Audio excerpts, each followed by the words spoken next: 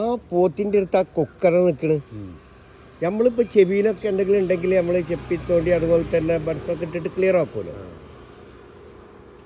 പടച്ചോനവരെ കുതിർത്ത് നോക്കി. ഈ പോത്ത് ഇതിൻ്റെ മാത്രമല്ല, ഒരുപാട് പോത്തിനെ കണ്ടിക്കണം.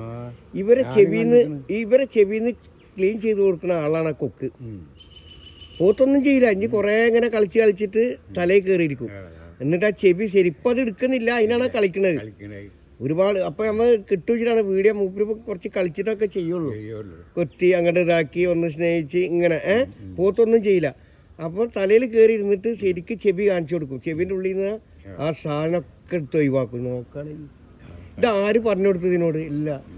ഇതിന്റെ സൃഷ്ടിപ്പിൽ തന്നെ പടച്ചോനൊക്കെ സെറ്റപ്പാണല്ലോ. മനസ്സിലേ? ഇതൊരാളും പറഞ്ഞല്ല പോത്തിന്റെ ചെവിയിൽ ബുദ്ധിമുട്ടുണ്ടാക്കുന്ന സാധനമുണ്ട്, ഒന്ന് ക്ലീൻ ചെയ്ത് കൊടുക്കണം, ഒന്നുമില്ല. ആ രണ്ടാളുണ്ട്. ഇനിയിപ്പോ ഇങ്ങനെ കുറച്ച് കൊത്തി തിന്ന് നമ്മളെ കൂടെ ഈ ഭൂമിയിൽ നമ്മളെ കൂടെ പഠിച്ചിട്ടുള്ള സഹജീവികളുണ്ടല്ലോ. ഒരുപാട് അത്ഭുതങ്ങളും ഇവരിൽ നിന്ന് പഠിക്കാനുള്ളതൊക്കെ ഉണ്ട്. ഇനിയിപ്പോ ഇങ്ങനെ കളിച്ചിട്ട് അത് കയറി ആ ചെവിന്നൊക്കെ ക്ലീൻ ചെയ്ത് കൊടുക്കും. പക്ഷെ അത് ഇവര് ഭക്ഷിക്കും ചെയ്യും. ഏത് കൊക്ക് കൂട്ടായിട്ട് നിന്നിട്ട് ചെയ്യുന്നത് ഞാൻ കണ്ടിട്ടുണ്ട്. ഇപ്പൊ ഞാൻ ക്യാമറ വെച്ച് പോകണം, ഇവരത് ചെയ്യുന്നില്ല, കളിക്കണ്. നമ്മള് പോയതിന്റെ ശരിക്കും സംഭവം നടക്കേ. എന്തായാലും അടിപൊളി. ഇത് പൊന്നാനി കർമ്മ ബീച്ചിന്റെ അവിടെ നമ്മൾ എടുത്തത്. നല്ലൊരു ദിവസം ആശംസിക്കുന്നു. രാവിലാണ്. എല്ലാവർക്കും നല്ലതുണ്ടാവട്ടെ. മസ്സലാമ. സൂപ്പർ.